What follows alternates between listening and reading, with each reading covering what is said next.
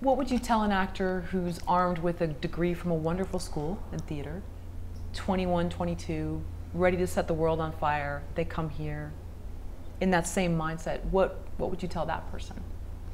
You know, I would tell that person, find a way to perform live, something that you are going to be great in, and find a way to get as many people as possible to come watch you live, whether it's a hole in the wall in Hollywood or in the Valley or on the West Side, wherever that is.